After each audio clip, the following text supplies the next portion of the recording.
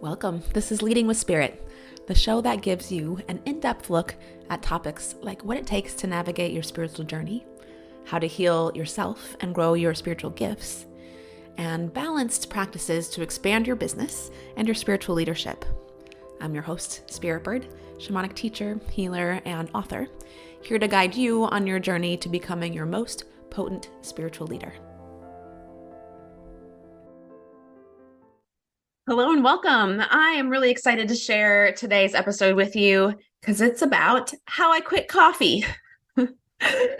It's so interesting. So I'm just going to jump right in. So, last year I had found myself kind of just repeating some habits that I wasn't super happy with. They're not the worst ones in the world, but I wasn't super happy with them.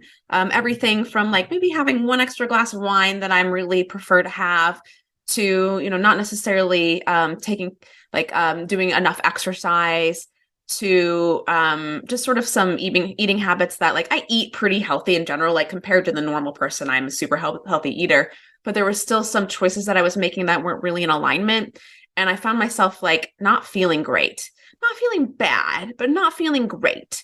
And I knew that I had quit smoking for a long time, and then I had sort of started again. And it started to creep in more, like I would usually only smoke like around ceremony or, special occasions. And then it started to creep into my daily life again. And I definitely did not like that. It did not feel good. It was gross. And if you have ever been a smoker, then it's not gross. You love it. So there was like this battle going on, and I was like, something needs to shift. And I did quit smoking. So that was like the first thing, and that was huge. But one of the ways that I quit smoking is I gave myself permission to sort of do everything else. So what that looked like is that's when when that extra glass of wine started to come in. That's when like some of the extra eating habits that I don't normally do started to creep in, because I was really compensating with, getting rid of the nicotine addiction by giving myself permission to do anything else except that. And so in some ways, it really did help me get through that hump. But again, then I was sort of in this habit of like not really having the best choices, and I couldn't quite break the cycle.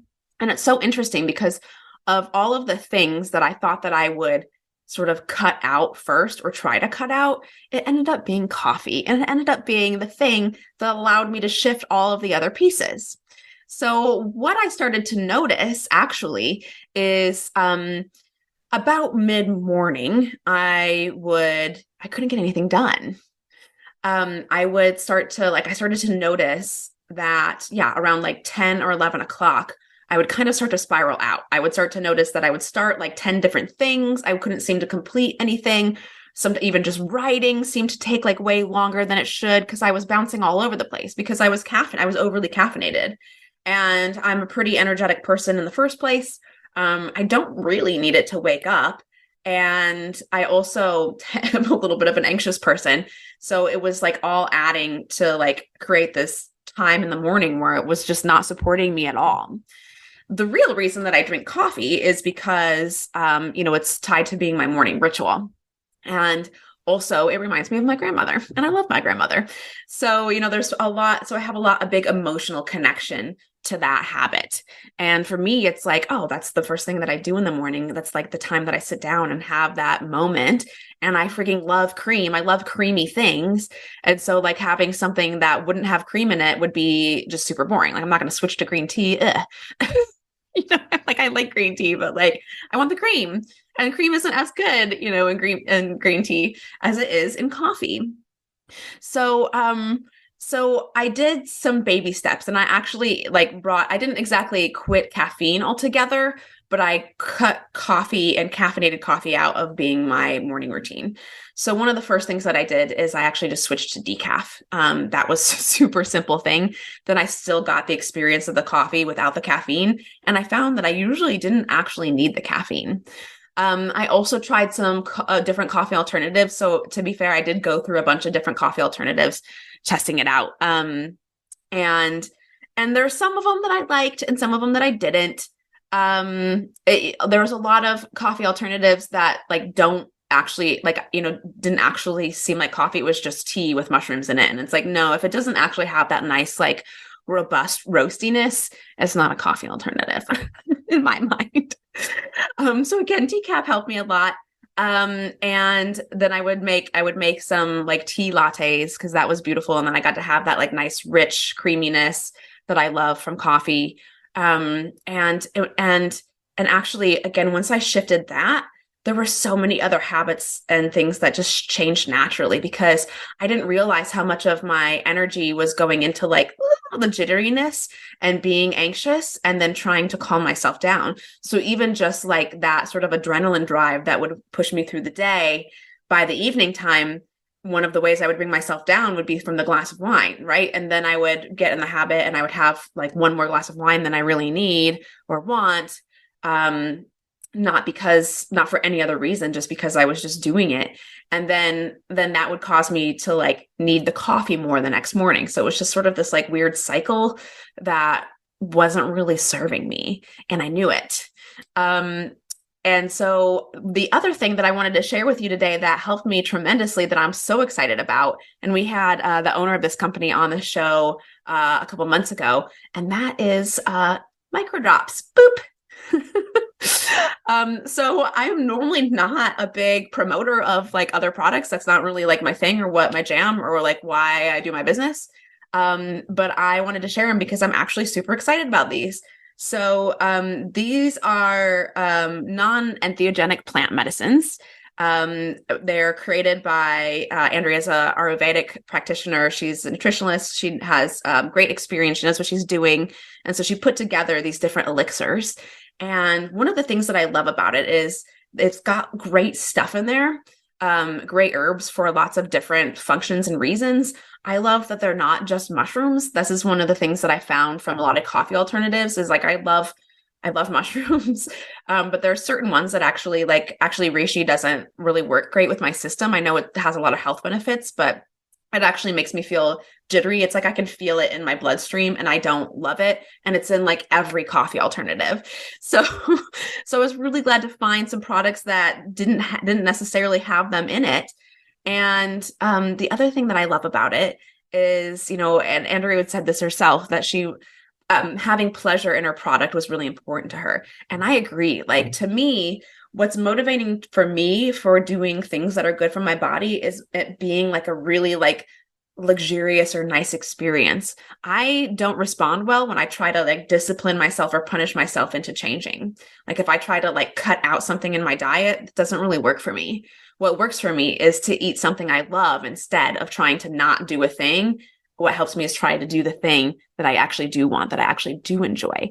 So, I mean, they still have, they definitely have a natural taste. They're not like, it's not like you're having like sugar, but I love that there's also, it was important to her to put in this pleasurable experience. So there's actually some like natural flavors in there that make it really enjoyable. So when I taste it, I mean, you could just take it in a spoonful if you wanted. When I taste it, I feel like I'm putting something in my body that's really good for me. And I'm also putting something in my body that tastes good too. Again, these are still natural. They're still earthy. So it's not like eating a piece of candy, but it's more pleasurable than just like, like medicine. And so one of the things that has helped me with the coffee is that I either add this to my decaf in the morning, maybe along with some coconut cream, and then it becomes this like super yummy treat for myself. Or I sometimes use this in the afternoon and I just add a few drops to like some oat milk or a dairy alternative. And then I have this nice sort of like concentrated cup that I sip on that again is like putting really good things in my body. She has a gazillion different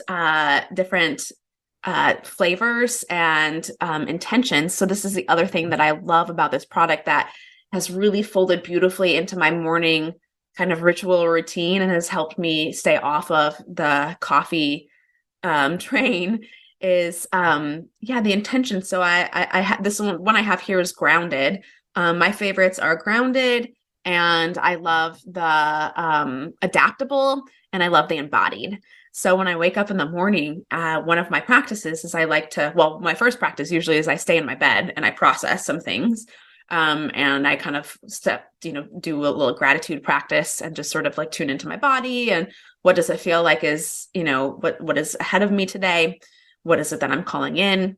And then when I sit down with my coffee alternative, I might meditate for a while, or I might journal for a while, or I might go for a walk, or I might just sit, or I might be at my computer. And some days I do go, straight to work.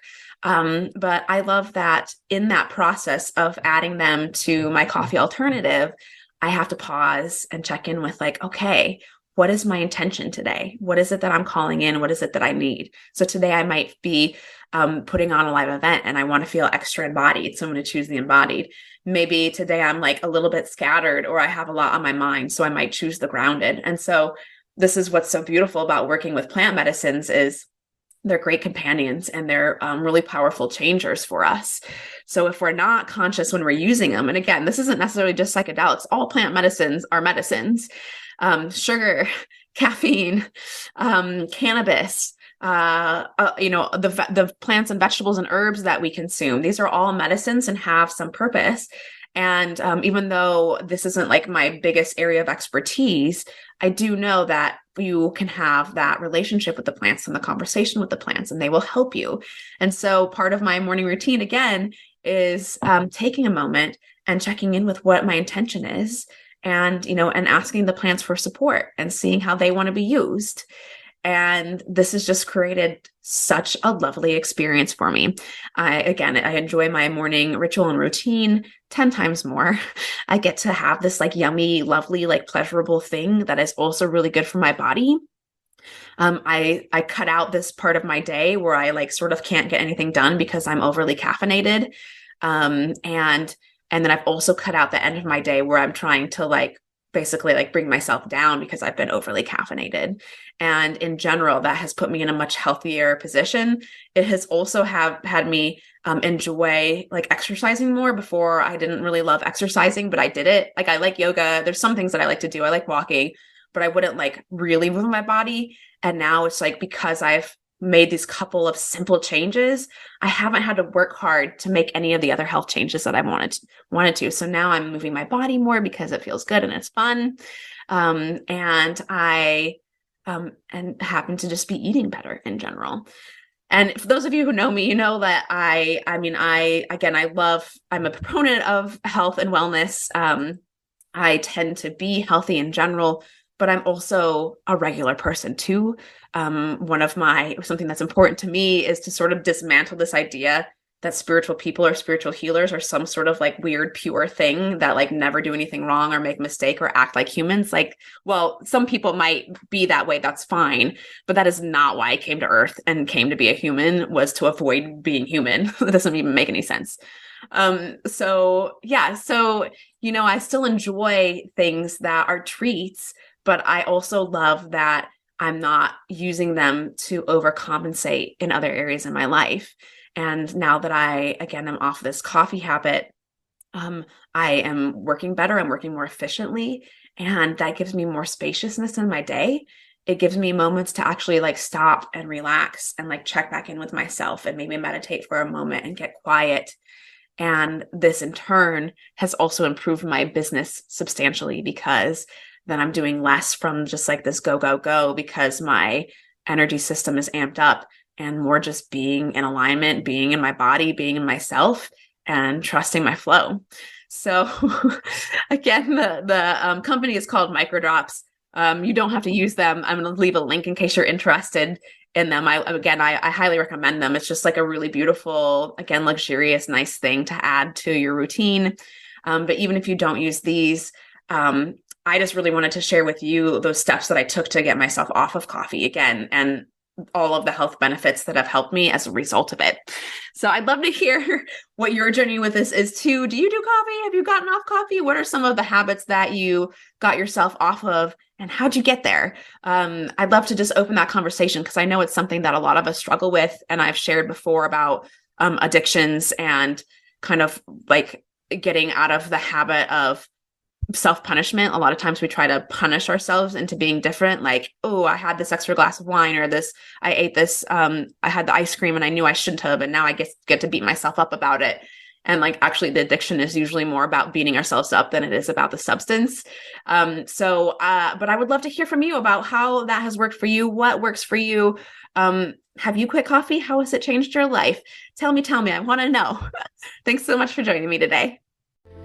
Have you been hearing the call to expand your spiritual gifts and step into your next level of conscious leadership? If you're a coach, healer, or a spiritual leader, you can learn more about Shaman School and growing your spiritual business on our website, HoltonHealingArts.com, or send me a DM at Holton Healing Arts.